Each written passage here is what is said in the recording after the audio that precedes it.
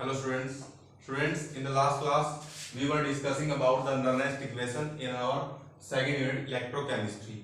And students, today we are going to complete the whole topic of Nernst equation and also the part of electrochemical cell. And in the next class we will discuss about the electrolytic cell. So let's have a look on the previously discussed concept. We have discussed recently the equation for in a Daniell cell. How can we write the Daniell cell? हमें पता है कि जो zinc है वो solid state से किसके अंदर कन्वर्ट होता है, एक्वस में, ठीक है, और जो कॉपर है वो एक्वस स्टेट से किसके अंदर कन्वर्ट होता है, सॉलिड स्टेट के अंदर, ठीक है। यानी कि इन शॉर्ट हम क्या बोल सकते हैं, जिंक की ऑक्सीडेशन हो रही है और कॉपर की रिडक्शन हो रही है इन अ Daniell सेल, ठीक है। अब क्या था, इसके लिए जो इक्वेशन आई थी ई सेल निकालने की, यानी कि सेल पोटेंशियल निकालने की, क्या आई थी, ई नोट सेल क्या होता है कि स्टैंडर्ड पोटेंशियल जो होगा सेल का उसमें से माइनस कर देंगे कुछ अमाउंट, क्या होगा वो amount 0.0591 divide by n into anode की कंसंट्रेशन डिवाइड बाय कैथोड की कंसंट्रेशन, ठीक है। अब ये जो रिजल्ट आया था किसी भी सेल के लिए कि सेल की कैसे निकाली जाएगी, सेल पोटेंशियल कैसे निकाला जाएगा, ठीक है, ये इक्वेशन आई थी उसकी नर्नेस्ट ने जो दी थी। इससे हम क्या अंदाजा लगा सकते हैं कि जो ई सेल है वो डिपेंड कर रहा है concentration of anode and also concentration of cathode पे डिपेंड कर रहा है, क्योंकि ये वैल्यू क्या है, कांस्टेंट है, ये वैल्यू भी क्या है, कांस्टेंट है। एन क्या है, एन एक इक्वेशन के अंदर जो है सेम होगा, यानी कि सेम नंबर ऑफ इलेक्ट्रॉन जो है एक हाफ सेल में होंगे, उतने ही नंबर ऑफ इलेक्ट्रॉन जो है दूसरे हाफ सेल में होंगे, ठीक है। तो ये भी वैल्यू ऑलमोस्ट सेम है, ठीक है, कांस्टेंट होगी, लेकिन डिपेंड किसके ऊपर कर रही है, एनोड की कंसंट्रेशन एंड कैथोड की कंसंट्रेशन के ऊपर, ठीक है। तो कैसे डिपेंड कर रही है ये जान लेते हैं। जो ई सेल है वो ई सेल है, यहां से एक पॉइंट आ जाता है, पहले तो ये लिखेंगे, ई सेल जो है depends upon the concentration of copper and zinc. ये याद रहे, ये जो है हम डिस्कस कर रहे हैं Daniell सेल के लिए। तो Daniell सेल में जो ई सेल है डिपेंड करेगा किसकी कंसंट्रेशन पे, एनोड की और कैथोड की, यानी कि जिंक की और कॉपर की, ठीक है, कंसंट्रेशन के ऊपर, एक्वस स्टेट के अंदर जो उनकी कंसंट्रेशन है, ठीक है, उस पे डिपेंड कर रहा है। अब कैसे डिपेंड कर रहा है, जो ई सेल है वो क्या करता है, इंक्रीज करता है विद इंक्रीज इन, जब इंक्रीज होगा किसके अंदर, कॉपर के अंदर इंक्रीज करेगा ये, ठीक है, और डिक्रीज कब करेगा, and decrease with increase in zinc, ठीक है। कॉपर के साथ डिक्रीज करेगा, कॉपर अगर इंक्रीज होगा तो ये डिक्रीज करेगा, ठीक है, और नहीं, कॉपर के साथ इंक्रीज करेगा और जिंक के साथ डिक्रीज करेगा। कैसे करेगा एक बार समझ लेते हैं। जो एनोड है हमारे पास क्या है, वो जिंक 2 पॉजिटिव, ठीक है, इसकी कंसंट्रेशन है, एनोड क्या है, वो सॉरी कैथोड क्या है, कॉपर की कंसंट्रेशन, कैथोड की कंसंट्रेशन, जिंक की कंसंट्रेशन, एनोड की कंसंट्रेशन, ठीक है। तो एग्जांपल के लिए मान लेते हैं, अगर जिंक की कंसंट्रेशन मान लेते हैं हम 1 मान लेते हैं, ठीक है, और कॉपर की कंसंट्रेशन मान लेते हैं हम 2, ठीक है, जिंक की 1 मान ली हमने और कॉपर की मान ली हमने 2 मान लिया है, ठीक है। अब क्या करेंगे हम, दूसरा एक एग्जांपल मान लेंगे, कॉपर की जो जिंक की 2 है और कॉपर की 1 है, ठीक है। अब यहां से हमारे पास क्या आ रहा है, 1/2 आ रहा है और यहां पे हमारे पास 2 आ रहा है, ठीक है। यानी कि अगर ये देखो, ये तो कांस्टेंट टर्म है यहां तक, अगर इसमें से 2 माइनस करेंगे और एक बार तो 2 माइनस करेंगे और एक बार 1/2 माइनस करेंगे, तो वैल्यू बड़ी कब आएगी, जब हम इसमें से माइनस जो है तो 1/2 माइनस करेंगे, यानी कि कम अमाउंट माइनस करेंगे। ठीक है, मान लेते हैं हम ई सेल की वैल्यू कितनी है, ई सेल की वैल्यू मान लेते हैं हम 15 है। ठीक है, एग्जांपल के लिए मान लेते हैं 15 है। 15 में से 1/2 माइनस करेंगे तब कितना आएगा, 14.5। ठीक है, 14.5 आएगा। लेकिन जब वही 15 में से हम 2 माइनस करेंगे तब कितना आएगा, 13 आएगा। ठीक है, तब कितना आएगा, 13। तो वैल्यू किस केस में बड़ी है, जब हम 1/2 माइनस कर रहे हैं, यानी कि कम अमाउंट माइनस कर रहे हैं। अब इसमें क्या था कि एनोड छोटा था और कैथोड बड़ा था, यानी कि कैथोड जितना ज्यादा बड़ा होगा, यानी कि कॉपर जो है, कॉपर की कंसंट्रेशन जितनी ज्यादा होगी उतना ही ज्यादा ई सेल की वैल्यू आएगी, यानी कि सेल पोटेंशियल होगा। और एनोड जितना ज्यादा बड़ा होगा उतना ही ई सेल कम होगा। ठीक है, यानी कि ये जो इनके बीच में रिलेशन आया, ये क्या आया कि ई सेल क्या कर रहा है, इंक्रीज कर रहा है। जैसे ही कॉपर को इनकी कंसंट्रेशन इंक्रीज कर रहे हैं, ई सेल घट रहा है जैसे ही हम जिंक की कंसंट्रेशन इंक्रीज कर रहे हैं। ठीक है, तो ये आया हमारा जो है रिलेशन कंसंट्रेशन के बीच और ई सेल के बीच, किनकी, कॉपर की और जो है जिंक की। ठीक है, डेनियल सेल के लिए। अब नेक्स्ट जो है एक पॉइंट आ जाता है, रिलेशन जो बन जाता है इनकी कंसंट्रेशन पे। अगर कोई इक्वेशन है, ठीक है, कोई भी रिएक्शन है, फॉर अ रिएक्शन, ठीक है, कोई भी रिएक्शन है एक, जिसके अंदर क्या है, इसको हम ऐसे डिनोट कर लेते हैं A प्लस B, जब ये n इलेक्ट्रॉन पे डिपेंड करेगी, और क्या होगा C प्लस D। ठीक है, ऐसे आ जाएगी। ठीक है, इक्वेशन। इसको हम कैसे लिखेंगे, इसके लिए हम कैसे लिखेंगे, इसको लिखेंगे हम E cell is equal to E nought cell minus 0.0591 by n। ठीक है, क्या होगा, कंसंट्रेशन क्या आएगी, पहले जो रिएक्टेंट है ऊपर आएगा, रिएक्टेंट ऊपर आएगा, प्रोडक्ट और नीचे reactant, C plus D divide by A plus जो है B ऐसे आएगा। ठीक है, यानी कि जो ऊपर आएगा वो आएगा प्रोडक्ट और नीचे क्या आएगा, कंसंट्रेशन ऑफ रिएक्टेंट्स। ठीक है, कंसंट्रेशन ऑफ रिएक्टेंट्स। और इसको ऐसे लिख सकते हैं हम, इसको हम ऐसे लिखेंगे। ठीक है,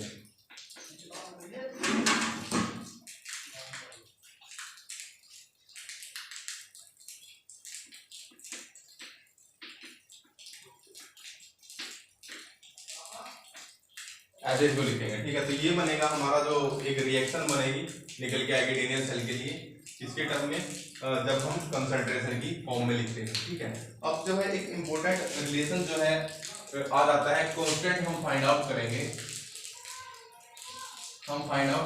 कांस्टेंट, जिसको हम बोलते हैं equilibrium constant. You may have heard the word the equilibrium and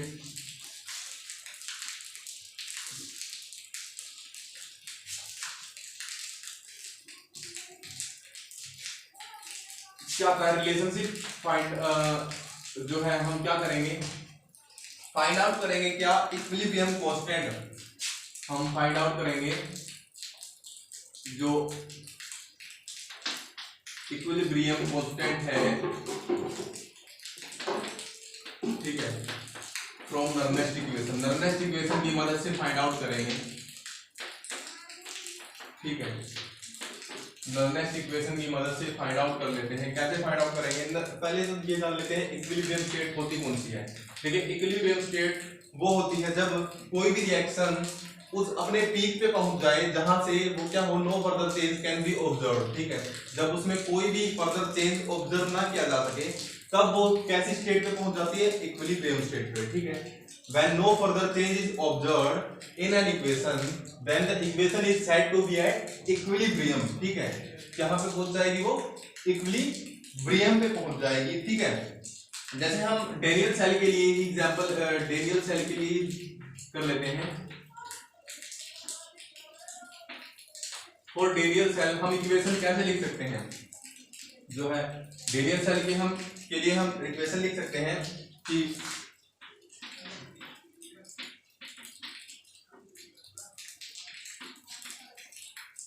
क्या हो जाएगा, जिंक चेंज हो जाएगा, जिंक 2 पॉजिटिव एक्वस में और प्लस कॉपर जो है क्लोरेटेड में, ठीक है।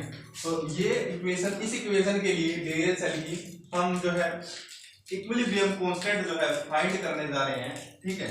इक्विलिब्रियम कांस्टेंट जो है फाइंड करने जा रहे हैं। हमें पता है कि इक्वेशन है हमारी क्या होती है, ई सेल की इक्वेशन क्या होती है, ई नॉट सेल माइनस इसको स्टार्टिंग वाली इक्वेशन थी जो हमारी स्टैंडर्ड इक्वेशन थी, उसको उससे रिप्लेस कर देते हैं पहले तो, ठीक है। R T by N F ये था, और यहाँ पे क्या आएगा, एनोड डिवाइड बाय कैथोड, ठीक है। एनोड हमारा zinc 2 positive aqueous, concentration of cathode, ठीक है, कंसंट्रेशन ऑफ कैथोड, और ये कहाँ पे है, इक्विलिब्रियम पे, ठीक है, इक्विलिब्रियम पे है, ठीक है। इक्विलिब्रियम के लिए हमने मानी है ये इक्वेशन, ठीक है। तो यहाँ पे क्या होगा, अब इक्विलिब्रियम पे क्या होता है, ई सेल जो है जीरो हो जाएगा, ई सेल जीरो हो जाएगा। कैसे हो जाएगा, because there are no further change in the equation, यानी कि वहां पे ना तो ऑक्सीडेशन होगी फर्दर, ना ही रिडक्शन होगी फर्दर, यानी कि उनके बीच का जो पोटेंशियल डिफरेंस है दैट विल बी जीरो, ठीक है, potential difference will be zero. So that's why we should write it at zero is equals to zero, E cell is equals to zero, ठीक है। तो ई नोड सेल जो है ये तो स्टैंडर्ड कंडीशन पे है, इसमें तो कोई डिफरेंस, कोई फर्क पड़ेगा ही नहीं इक्विलिब्रियम स्टेट का, क्योंकि ये कब का है जो सेल पोटेंशियल है, जब वो स्टैंडर्ड कंडीशन पे था, जब ये एनोड कैथोड स्टैंडर्ड कंडीशन पे रखे गए थे, तो यानी कि ये सेम रहेगा, it will remain same. So the further equation will be as I am writing it, ठीक है। अब जो है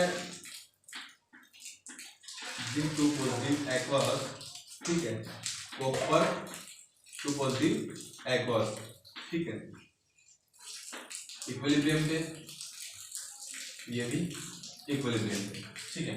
तो ये इक्वेशन जो है यहां तक पहुंच गई है। अब देखो ई जीरो है, ये जीरो है, अगर मैं इस हिस्से को, ये माइनस में है, इस साइड भेज दूं तो ये पॉजिटिव हो जाएगा, ठीक है। यानी कि E nought cell is equals to 2.303 RT by NF into concentration of anode divided by concentration of cathode, ठीक है। ऐसे लिख सकते हैं हम इसको, ठीक है। इसको इस साइड भेज दूंगा, ये पॉजिटिव हो जाएगा, और ये तो सेम ही रहेगा, ठीक है। तो हम इसको ऐसे लिख लेते हैं, जो ई नोड सेल आएगा वो किसके इक्वल आएगा, 2.303 RT डिवाइड बाय NF, ठीक है। यहाँ पे क्या आ जाएगा, मोलर जो हमारी concentration of anode divide by concentration of cathode, ठीक है। अब ये जो इक्विलिब्रियम पे जो इनकी कंसंट्रेशन का रेशियो होता है, इसको हम क्या किससे रिप्लेस कर देते हैं, एक कांस्टेंट टर्म से रिप्लेस कर देते हैं, ठीक है, जो होता है इक्विलिब्रियम कांस्टेंट, जिसको हम बोलते हैं केसी, ठीक है। केसी से रिप्रेजेंट, सॉरी यहाँ पे लॉग लगाना भूल गया मैं, ठीक है, यहाँ पे लॉग आएगा, यहाँ पे लॉग आएगा, ठीक है। यहाँ पे इसको हम रिप्लेस कर देंगे केसी से, इस कंप्लीट को केसी से रिप्लेस कर देंगे, तब इक्वेशन हमारी क्या बनेगी, ई नोड सेल। देखो क्योंकि इक्वेशन जो है कहाँ पे पहुंच गए, इक्विलिब्रियम पे, तो यहाँ पे ये चीज जो है कांस्टेंट हो जाएगी, क्योंकि कितना भी आगे जाओ, कितना भी कंसंट्रेशन इंक्रीज कर लो, क्योंकि कितना भी कंसंट्रेशन इंक्रीज कर लो तो कोई भी चेंज नहीं पड़ेगा उसके ऊपर, इक्वेशन के ऊपर। तो ये चीज जो है, इनका जो रेशियो होगा वो कांस्टेंट हो जाएगा, ठीक है, कांस्टेंट हो जाएगा। तब क्या होगा, e nought cell will be equals to 2.303 RT by NF, ठीक है, ये लॉग, और इसकी जगह पे क्या इंट्रोड्यूस कर दिया हमने, new term Kc, which is the constant equilibrium constant, ठीक है। तो इसकी जो है अब आया है जिसकी हमें वैल्यू फाइंड आउट करनी है Kc की, ठीक है। अब क्या करेंगे हम सिंपली इसको यहीं पे रखेंगे, इसको चेंज कर देंगे, तो क्या बन जाएगा हमारा,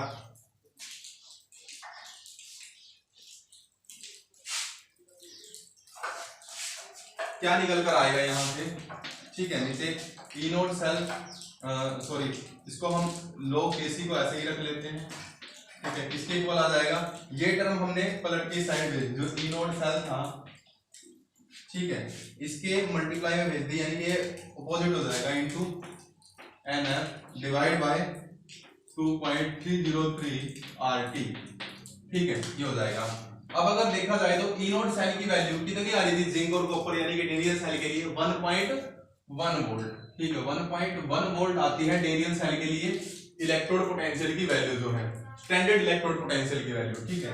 तो यानी कि log KC will be equals to 1.1 volt into N into F, और N की वैल्यू कितनी होती है, 2 होती है, ठीक है, कितनी होती है, 2 होती है, क्यों, बिकॉज 2 इलेक्ट्रॉन्स आर पार्टिसिपेटिंग, ठीक है, in the process of oxidation and reduction, ठीक है। तो यहाँ पे ये इक्वेशन बन जाएगी।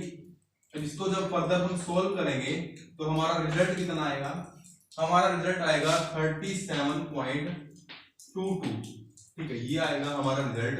यानी कि जो हमारा log KC की वैल्यू होगी वो कितनी आएगी, 37.22 आएगी, ठीक है, 37.22 आएगी। और जब इसका एंटीलॉग, इसको log को उस साइड भेजा जाएगा, यानी कि KC will be equals to antilog of 37.22, ये किसके इक्वल आएगा, 1.66 इंटू 10⁻37, ठीक है। KC की वैल्यू क्या आ जाएगी, ये आ जाएगी 1.66 इंटू 10⁻36 जो है आ जाएगी इसकी वैल्यू, इसकी जो हमारा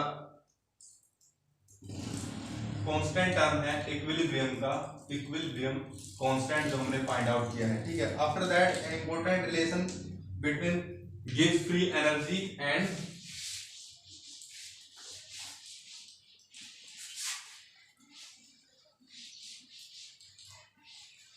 अब एक इंपॉर्टेंट रिलेशन देखो ई सेल के बीच में, यानी कि सेल पोटेंशियल के रिलेशनशिप,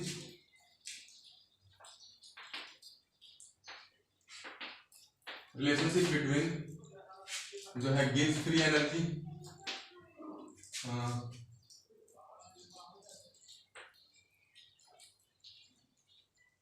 एंड सेल पोटेंशियल, ठीक है।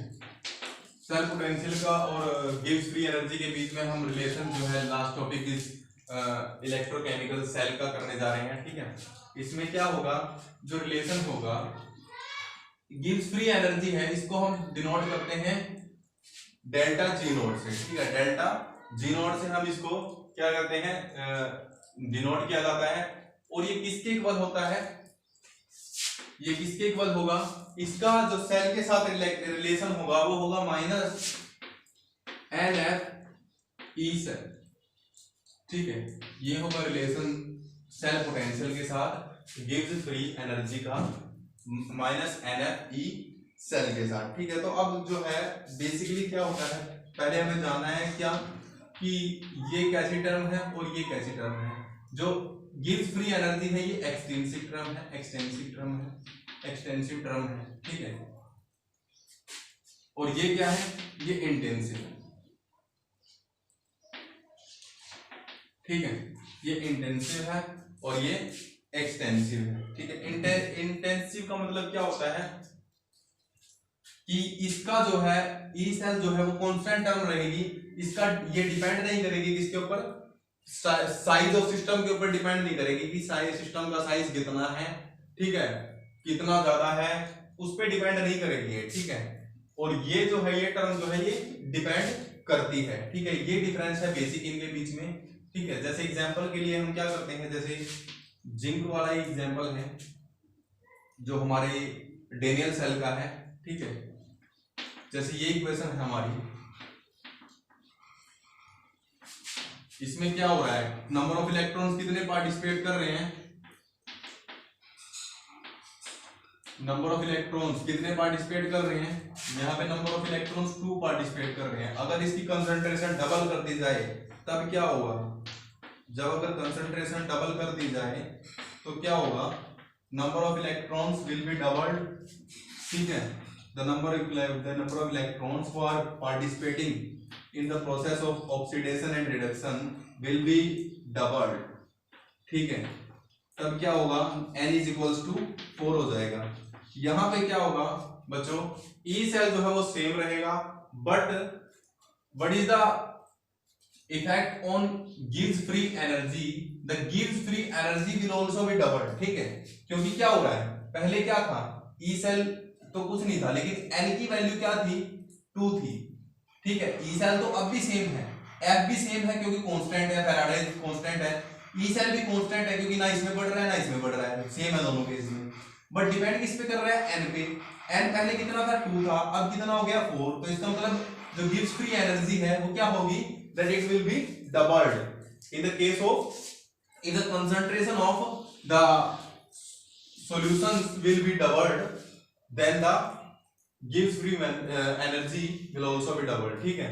तो ये होगा रिलेशन जो है इसके बीच, ठीक है। अब आगे फर्दर इसको कर लेते हैं सोल्व।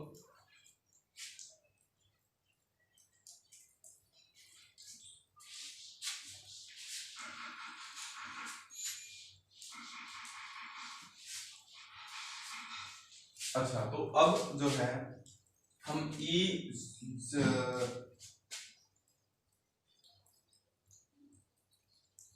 अगर हम क्या माने, अगर यूनिटी मान लेते हैं किसको, जो रिएक्टिंग स्पीसीज हैं, अगर उनको यूनिटी मान लें, जो रिएक्टिंग स्पीसीज हैं उनकी कंसंट्रेशन जो है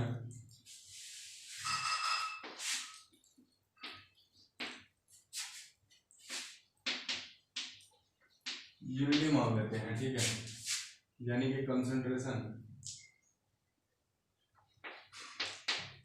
अगर कंसंट्रेशन ऑफ रिएक्टिंग स्पीसीज जो है वो हम क्या मान ले, यूनिटी मान ले, तो नर्नेस्ट इक्वेशन के द्वारा क्या आएगा, जो हमने ए बी बी जो हमने किया था, ठीक है। तब क्या आएगा, ई सेल किसके इक्वल आ जाएगा, ई नोट सेल के इक्वल आ जाएगा, ठीक है। ये हमारा नर्नेस्ट बोल रहे हैं, ठीक है। क्या बोला है कि अगर जो यूनिटी है रिएक्टिंग स्पीसीज की कंसंट्रेशन, तब ई सेल जो है यानी कि सेल पोटेंशियल वो होगा स्टैंडर्ड पोटेंशियल के इक्वल। सेल पोटेंशियल किसके इक्वल होगा, स्टैंडर्ड सेल पोटेंशियल के इक्वल होगा, ठीक है। ये है नेक्स्ट इक्वेशन के अकॉर्डिंग। अब क्या होगा, जो अगर ई सेल की वैल्यू यहां पे पुट की जाए, यानी कि इस केस में जब concentration of reacting species is unity, इस केस के अंदर ई सेल की जगह पे हम ई नोट सेल भी पुट कर सकते हैं, तब जो हमारा गिव्स फ्री एनर्जी होगा, गिव्स फ्री एनर्जी है वो किसके इक्वल आएगा, माइनस NF ई नोट सेल के, ठीक है। और ई नोट सेल की वैल्यू कितनी आ रही थी, ई नोट सेल की जगह पे हम क्या पुट कर सकते हैं, जो है ई नोट सेल की वैल्यू हमारी क्या आ रही थी, ठीक है, वो पुट कर देते हैं इसकी वैल्यू, जो 2.303 RT by NF into log Kc, ठीक है। किसके केस में, इक्विलिब्रियम के केस में, माइनस NF यानी कि ई नोट सेल की वैल्यू कितनी आ रही थी, 2.303 NF log Kc, ठीक है। इसके इक्वल आ रहा था, यानी कि NF से NF कैंसिलिंग हो जाएगी, कैंसिल आउट हो जाएंगे, so gives free energy will be equals to 2.303 log Kc। ये एक रिजल्ट निकल के आ जाएगा, ठीक है, कि इक्विलिब्रियम कांस्टेंट और गिव्स फ्री एनर्जी के बीच में जो रिलेशन है वो भी निकल के आ जाएगा, दैट गिव्स free energy is equals to 2.303 times of log Kc, ठीक है। ये निकल के आ जाएगा, सॉरी माइनस भी है because minus is not cancelled, so minus भी है यहाँ पे, तो माइनस भी आएगा, तो ये आ जाएगा हमारा रिजल्ट जो है रिलेशन बिटवीन गिव्स free energy and cell potential का, ठीक है। तो स्टूडेंट्स ये था आज का हमारा जो कंसेप्ट था, नर्नेस्ट इक्वेशन कंप्लीट हो गया है हमारे चैप्टर में, ठीक है। और इलेक्ट्रोकेमिकल सेल का कंसेप्ट भी है वो भी कंप्लीट हो चुका है। In the next topic, in the next class we will discuss about the lytic sap. Thank you class.